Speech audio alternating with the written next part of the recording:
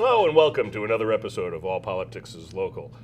All Politics is Local is a production of the Greater Blackstone Valley Democrats. For more information about the Greater Blackstone Valley Dems, feel free to visit our website at www.gbvdems.org.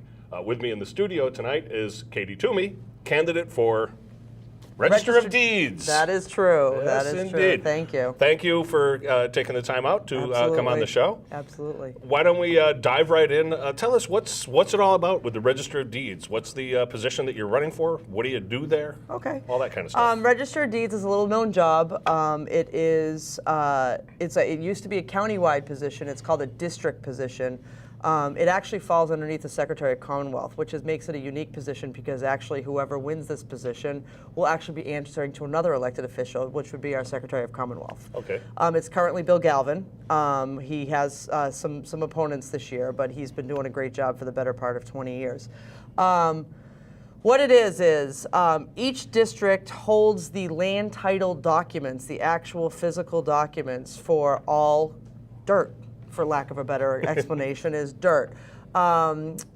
We in the Worcester District South is 55 cities and towns. Geography-wise, it's the largest of the districts, but it's kind of based on population is how they spread it all out. But they hold the land title documents for all of the records beginning from 1731, believe it or not. 287 years. Wow. Were they written on parchment back then? Yeah, there's then? some stuff like that. I actually, in my travels of running for office for the first time, I've met some, specifically the woman from Grafton who used to be the town tax assessor and held that position. She's like, please tell me that those documents are well protected because it's amazing historical documents. There is a humongous vault of documents in the basement of the Registry of Deeds for those things where they actually held the paper. Okay. Nowadays, we e-record. We do everything electronically and scan. When you physically go in and record a document at the Registry of Deeds, they scan it in and hand it back to you. You get your original back instantaneously. Okay. Not every district does that. Worcester is very specific. They were the pilot program for the scanning of documents and for the new software back in, I want to say it was 2003. I've been practicing law since 2000, so it's somewhere in that ballpark of time. So now they have less space necessary for all the documents. They do have the historical ones, but now they don't maintain them. The only thing they actually keep are the plans. If you do a plan that's about the size of our table here, you subdivisions those and stuff like that, the blueprints and whatnot. But so basically, when you go to buy a piece of land, whether it's for a commercial entity, farming land, a home, or anything like that, you're going to want to do what's called a title search. And under Massachusetts law, we have what's called clear marketable title standard, which is a minimum of a 50-year title search that has the most strict requirements of clean title. In Massachusetts, we like to make it difficult. We're pure. I guess that's why we were Puritans. But anyway, it's very interesting because if you think back to the fall of the housing crisis in Phoenix, Las Vegas, California, they're title and escrow states, and they don't have the same stringent requirements of document processing that we have in Massachusetts. So it's really kind of geeky but interesting to me that we do all these things. So when you go to purchase a piece of land or dirt, if you will, you perform a title exam, and most of that is done within the confines of the Registry of Deeds. And there's a mechanism where you can go through and look at the indexing of a property, whether it's by owner name, by the property itself, or anything like that. So that's kind of what happens there on a day-to-day basis. The type of records that are recorded there include deeds, mortgages, lis pendens, or notification, that's Latin for notification that there's pending litigation. You're going to look at plans for subdivisions. You're going to look at tax takings by towns. There's going to be mechanics liens, you name it. You can put things on what they call title. So a mechanics lien, that would be something where someone did some improvements to a property, didn't get paid for it, so they placed a lien on the property saying, I need to be paid or I won't lift this lien. Correct. Yep. And there's some mechanisms that go with it, which is where I'm going to toot my own horn to say why you want a lawyer to have that job. Under the statute, anybody can slap on a mechanics lien because they don't go and check your ID at the door. It's a free-for-all as far as it's an open recording system. But, so they have to record it, but then there's a mechanism to follow up. The mechanic, the provider of the service has to then follow up and file suit in the local court. And there's some follow-up that goes on with that, and whether or not the mechanics lien is then in fact valid or authentic. Right. So it has to be authenticated. It does, can't just and be so there's some slapped on there. right, and and then there's criteria within the form that has to be done. Again, why I think that I'm the most qualified for going for this position is you want to see what's within the four corners of the document. As I started to say in the beginning, the Register of Deed works for the Secretary of State. So a lot of things come from Boston as far as the budget. The individual districts maintain the budget and handle the human resources and all those aspects. But to me, the pivotal part of the job is who's there Monday through Friday, 8 to 4:30, collecting the documents, reviewing the documents, training the staff to review the documents. Because if you put the wrong document on, God help you, it's a mess to fix. So, and it happens. I mean, I've had clients, I'm a real estate attorney. I had a woman call me. She owned a house waterfront in Charlton, Mass. There was what they called a paper road next to her. The town was going to maintain it as a boat ramp. She went to the town to discuss it with them. They said, we don't really know who owns it. We don't tax it to anybody. She went and talked to her 87-year-old neighbor who said, I own it, here's my deed. We went forward and did a full title exam for 100 years. Somebody wrote her a deed, but they didn't have the authority to give it to her. So she thought she owned something that she didn't. But let me tell you, that cost a significant amount of money to fix, because then my client who wanted to purchase that lot to make her home bigger had to go to land court to do what they call as quiet title. Yep. So somebody, you go through and you say, these are the issues that crop up, and you need somebody who knows how to handle those things and where to direct you in the right department. In that instance that you're talking about, who did own the land, and how did she purchase it? Who would she purchase it from? Someone in the neighborhood and the development thought he did through his family heirs, so he just wrote his own deed. Okay. And they recorded it. The town does own it. The town owns it. It was a paper road, and it was supposed to be a boat access for the neighborhood, which nobody ever used. It was beautiful wooded lot. And as my clients were doing construction on the house, they were constantly getting the police called to them for the porta potty. Oh.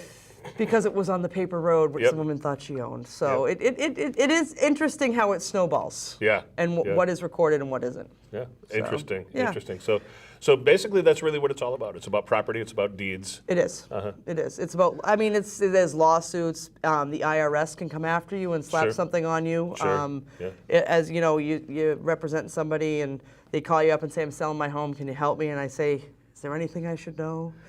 They usually lie to you, because when you reach forward and you do the title, you realize, oh, you owe the IRS, and that's not going away until you talk to them. But it's also very interesting because the IRS has the authority to put a blanket lien on somebody. So if your name is John S. White, watch out, because it can be a burden for you to disprove that it's not your debt. John Smith has a hell of a time at the Registry of Deeds.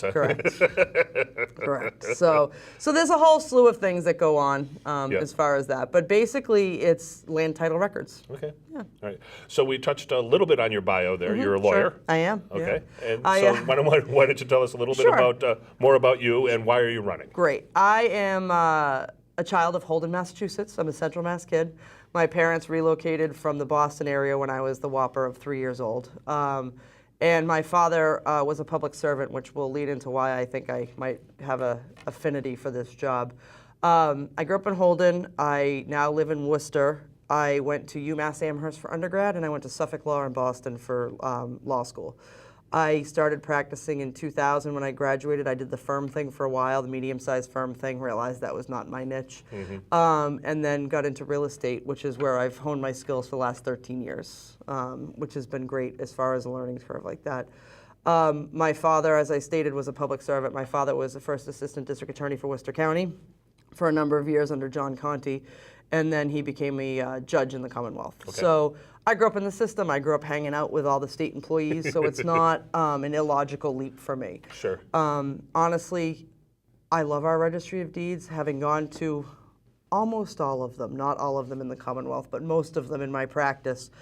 By far, Worcester has the greatest customer service.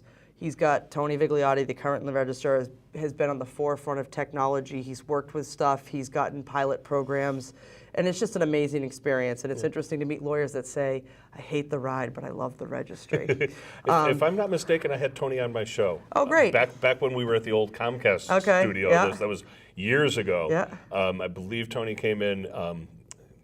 if he didn't come on the show, I know I ran into him somewhere. I ran into him at various Democratic breakfasts and stuff. I'm pretty sure that he was like episode 3 or 4. Yeah, Tony's a big Democrat. Tony's been the holder of the seat for 46 years. Wow. He's retiring this year, right? We don't say the R word. Oh. He is changing careers. Okay. Yes. Tony is going to practice law. Excellent. Yeah, he and I have talked about it extensively. He contacted me in late January and indicated I had shown some interest last year when I had heard through the rumor mill of lawyers in Worcester that he was thinking about not running. Okay, yep. He then dispelled that and said, no, Katie, I'm going to go again. And I said, okay. And then in January, I think he had a change of heart. I don't know if it was the campaign trail, the negative news of today. I don't know whatever his situation was. So he calls me up and he said, I'm going to go practice law. And I said, good for you. It's crazy out there. No, it's good. It's good. But at 46 years, a little different than, So he's going to go practice law. He's been nothing but helpful to me, which I'd like to point out that he's been fabulous. He has publicly endorsed me. He's a great guy. He is, and I can't say enough. I would like to see a few changes in the registry. I don't think by any means I would strip it of everything that's happened because it's awesome. Mm-hmm. Right, but there's always room for improvement. So tell us about the room for improvement. What do you see as positive impacts that you could have at the registry? My 2 big things that I focus on are education and accessibility. As I said, it's 55 cities and towns with huge geography. As I've learned on the campaign trail and driving here today, it took me 42 minutes to get here. And there was traffic on 495. Of course. So time of day. But people that come down here, I had come down earlier in the year, I think it was May, and I was on a panel at April before the selectman election, and I was on a panel in the senior center, and some seniors had some questions. It was very interesting. They can phone in and ask questions, but if they don't understand how to explain the document they're looking at, it makes it a little bit difficult for them. So seniors, anybody in general, my goal is to actually be visible within the entire district. I would like to set up office hours, whether it's at the town hall, town assessor's office, who we have phenomenal relationships with, or senior centers. Mm-hmm. I'd like to maintain a calendar, whether it's on social media, Facebook, Google Calendar, something like that, and build a calendar and see where the need is, and hit hubs. Milford's a larger community. Southbridge is a larger community. Westboro. Things where people can't get to the registry. I have been up to Templeton, Royalston, and Athol. Did you know that was the Worcester district? Oh, I did. Yeah, that's Worcester County, right? It is part of it. We do have a North Worcester Registry of Deeds, which is Fitchburg, Leominster, Lunenburg, Westminster, Ashburnham, five regions. But I go to Harvard, Mass. We go up to Winchendon. It's enormous, and we go as far west as Warren. Okay. So it is enormous. So my goal is accessibility, and I would do it personally.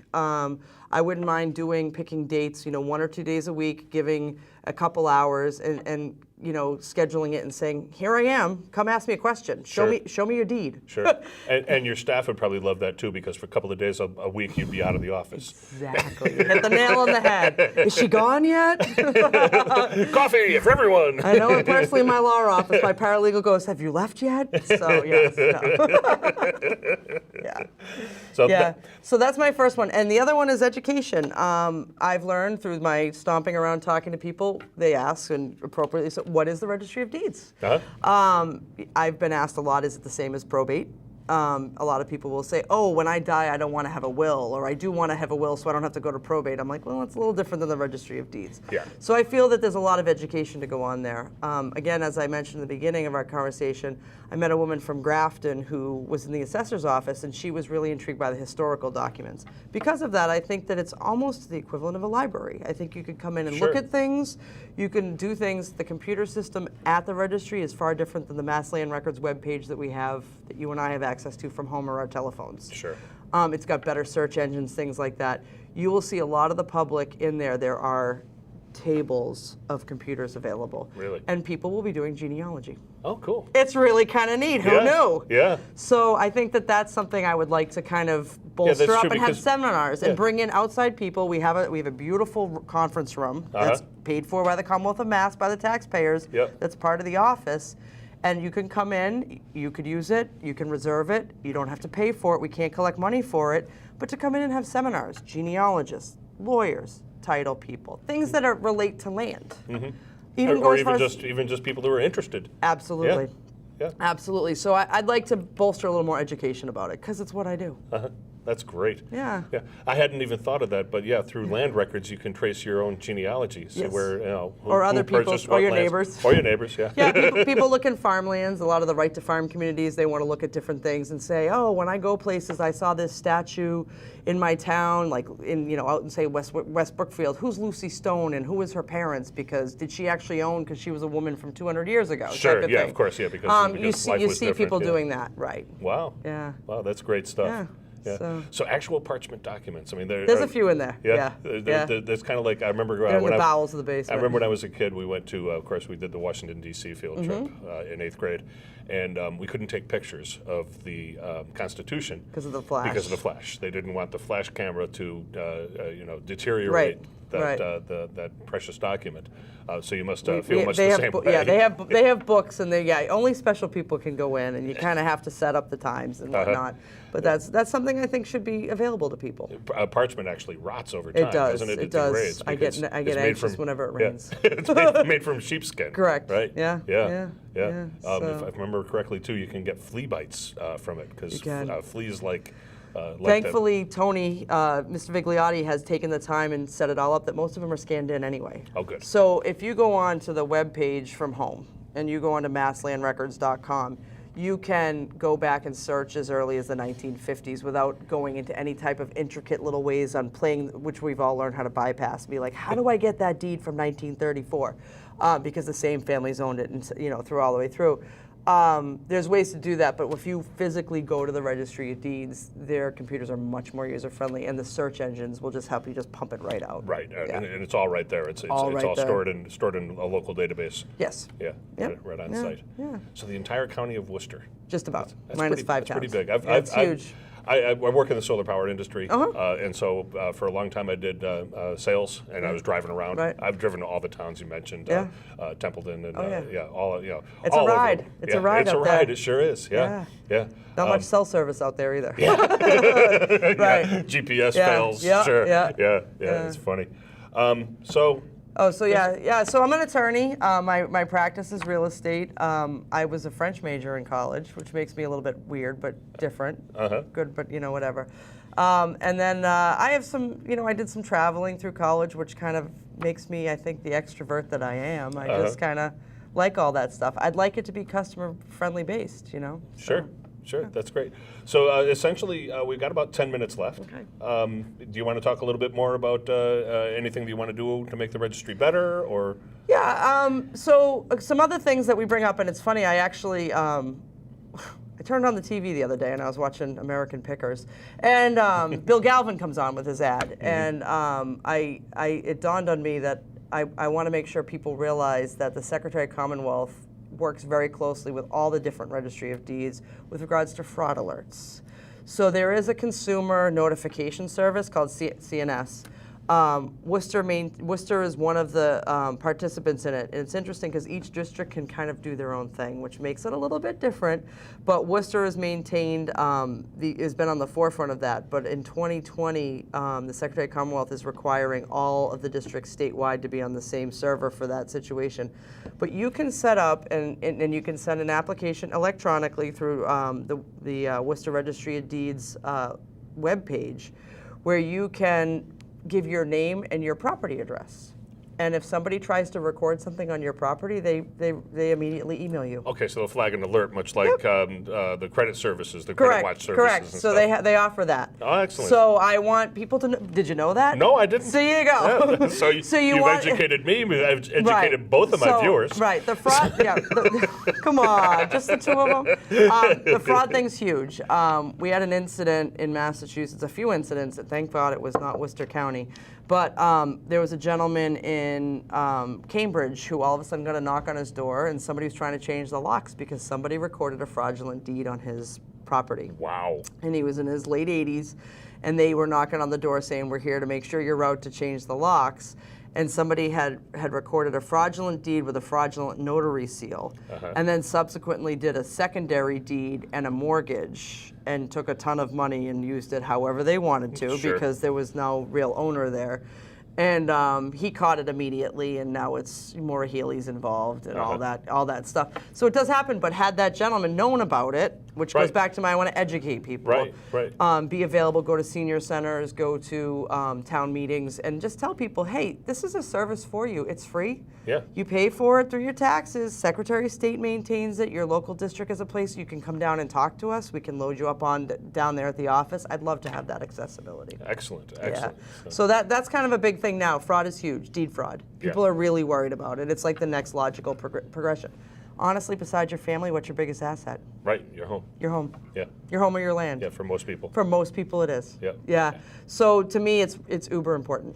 Excellent. Yeah. Right. So we still have about 6 or 7 minutes left. Sure. Why don't you make your case to my viewers? Sure. Why should they vote for you? Sure. I have 18 years experience practicing law. The last 13 or so is in real estate law. I focus on that. I maintain my own practice. I maintain millions of dollars a day in my transactional basis of real estate law. I have ethical standards I'm required to hold to for BBO. I feel like I have the qualifications. I didn't go into this lightly. I didn't just say, hey, let's just give it a whirl. Hey, Tony's retiring. Right. I'll run. This was a very thought out decision. Tony, like I said, Tony had called me in January, late January, early February, and kind of given me the heads up. He knew I was kind of thinking about it. It's a career change for me. I've been on my own, running my own practice, kind of handling all that, but I handle it like a fine oil machine, and I'm hoping to have those same experience, qualifications. I'm ready to jump in. I know how the registry works. I know how the connections work. And I just hope to be a smooth transition so that there's no hiccup in the system. Yep. Help with the continued training the staff to be and excel in everything that they do, and then to make the public more aware and get them involved. And I think it'd be a nice, smooth transition. Awesome. So, well, Katie, thank you so much for taking the time to come in today. Thank you. We'll be getting this on the air, and hopefully we'll earn you a couple of votes. Great, and I hope you can find me. I'm on Facebook, both personally and Katie Toomey, Register of Deeds, and I have a webpage, ToomeyDeeds.com. Check me out. Toomey Deeds. That's TOOMEY. You got it. Deeds.com. Okay, we'll try to get that into the lower thirds. Yeah, so you'll people see it. You can find me and see what my credentials are and see where I'm focused on. Okay. So, excellent. Awesome. Katie, thank you so much. Thank you. Thank Have you a very great much day. for being here. We really appreciate it. Awesome. Thank you. So you've been watching All Politics is Local. All Politics is Local is a production of the Greater Blackstone Valley Democrats. For more information about the Greater Blackstone Valley Dems, feel free to visit our website at www.gbvdems.org. Thanks for tuning in, everybody. Good night.